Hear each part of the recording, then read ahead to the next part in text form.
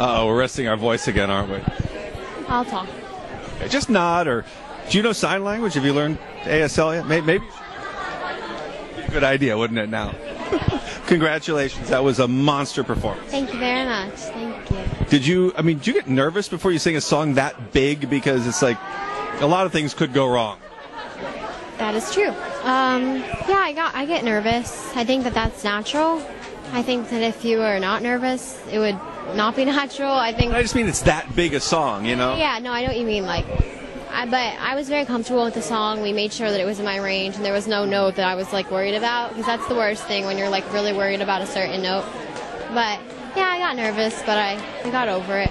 So, whatever it is you're doing something right, because they were all screaming your name in there tonight. You're the only one they were doing that for. How does that feel? Thanks. Yeah, it feels amazing, to be honest with you.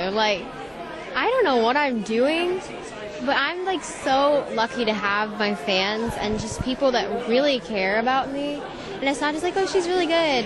They actually care enough to draw attention to me like that. Be Carly, and scream my name. So I'm very, very lucky. And these are Carly's Angels, is what I'm told. Is that what they're called? Yes, they come up with that? I didn't. Somebody on Twitter came up with it, because I think I said this thing have to come up with a fan name. What do you guys want? So I saw that one. I'm I think that's it. And do you interact with your fans a lot? Do you talk to people running those accounts? Yeah, I do. I try to talk to them as much as I can, because I think that that's important, is that you talk to them and that you interact with them, and you don't seem so distant, because I think that they wouldn't like you as much if you seem so distant, because they're oh, she's good, but she doesn't really interact with us, so why should we support her? So I try to talk to them. Last week, you came out just about the top. Beatrice came out almost to the bottom. The others came out kind of in the middle. You guys are all friends. How do you kind of reconcile all that so that there aren't hurt feelings or anything like that? I didn't really talk about that at all. The fact that I got second. B was really upset. Very upset. And I tried to cheer her up as much as I could. She still got through. So I tried to kind of get that into her head. But I think it's about when you get back to the house, not really talking about it that much. There was somebody in here taking their picture with your mother a few minutes ago because she created you. Is it all starting to get a little weird now? A little weird. That is a little weird. It's nice.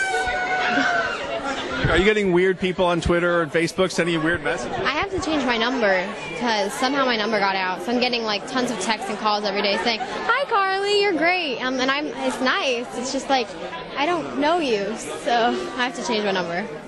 It's really crazy. And you seem like such a well-grounded kid and whatever. I mean, how do your parents do that? I mean, are there rules, or do you have chores, or? This just isn't everything in our life. It's the most important thing to me, and they are so supportive, but we make sure that we do other things and that we talk about other things, and it's just not the only thing, because I think if that was it would be much more pressure and I wouldn't be grounded. But I love sports and cooking and being with my friends and just being normal, so I think that helps. I mean, do they have rules? They must have one rule that you think is just ridiculous. Bedtimes, or I'm assuming you're not allowed to date yet. They don't really have any bad rules. They're pretty cool. All right. Well, very good. Thank you so much, my friend. Good luck.